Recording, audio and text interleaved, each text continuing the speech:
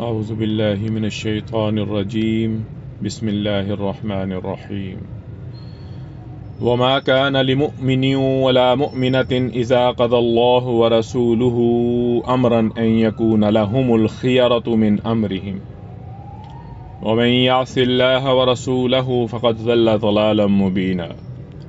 اور نہ کسی مومن مرد کو یہ حق حاصل ہے اور نہ کسی مومن عورت کو کہ جب اللہ اور اس کا رسول صلی اللہ علیہ وسلم کسی کام کا فیصلہ یا حکم فرما دیں تو ان کے لیے اپنے اس کام میں کرنے یا نہ کرنے کا کوئی اختیار ہو، اور جو شخص اللہ اور اس کے رسول صلی اللہ علیہ وسلم کی نافرمانی کرتا ہے تو وہ یقیناً کھلی گمراہی میں بھٹک گیا ہے۔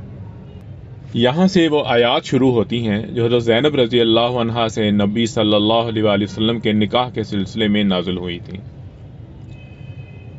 یہ آیت اس وقت نازل ہوئی تھی جب نبی صلی اللہ علیہ وسلم نے حضرت زید کے لیے حضرت زینب رضی اللہ عنہا کے ساتھ نکاح کا پیغام دیا تھا، اور حضرت زینب رضی اللہ عنہا اور ان کے رشتہ داروں نے اسے نامنظور کر دیا تھا۔ ابن عباس رضی اللہ عنہ کی روایت ہے کہ جب حضور صلی اللہ علیہ وسلم نے یہ پیغام دیا تو حضرت زینب رضی اللہ عنہا نے کہا انا خیر منہ نسبا، میں اس سے نسب میں بہتر ہوں۔ ابن سعد کا بیان ہے کہ انہوں نے جواب میں یہ بھی کہا تھا کہ میں اسے اپنے لیے پسند نہیں کرتی، میں قریش کی شریف زادی ہوں۔ اس طرح کا اظہار نارضامندی ان کے بھائی عبداللہ بن حجش نے بھی کیا تھا، اس لیے کہ حضرت زید نبی صلی اللہ علیہ وسلم کے آزاد کردہ غلام تھے، اور حضرت زینب رضی اللہ عنہا حضور صلی اللہ علیہ وسلم کی پھوپھی کی صاحبزادی تھیں۔ ان لوگوں کو یہ بات سخت ناگوار تھی کہ اتنے اونچے گھرانے کی لڑکی، اور وہ بھی کوئی غیر نہیں بلکہ حضور صلی اللہ علیہ وسلم کی اپنی پھوپھی ذات بہن ہے، اور اس کا پیغام آپ صلی اللہ علیہ وسلم نے اپنے آزاد کردہ غلام کے لیے دے رہے ہیں۔ اس پر یہ آیت نازل ہوئی، اور اسے سنتے ہی حضرت زینب رضی اللہ عنہا ان کے سب خاندان والوں نے بلا تعمل سر اطاعت خم کر دیا۔ اس کے بعد نبی صلی اللہ علیہ وسلم نے ان کا نکاح پڑھایا۔ خود حضرت زید رضی اللہ عنہ کی طرف سے 10 دینار اور 60 درہم مہر ادا کیا گیا۔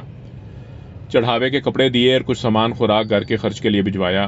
یہ آیت اگرچہ خاص موقع پر نازل ہوئی ہے، مگر جو حکم اس میں بیان کیا گیا ہے وہ اسلامی آئین کا اصول ہے، اور اس کا اطلاق پورے اسلامی نظام زندگی پر ہوتا ہے۔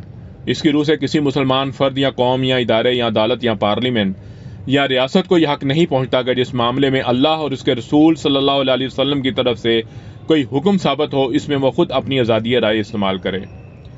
مسلمان ہونے کے معنی ہی خدا اور رسول صلی اللہ علیہ وسلم کے آگے اپنے آزادانہ اختیار سے دستبردار ہو جانے کے ہیں۔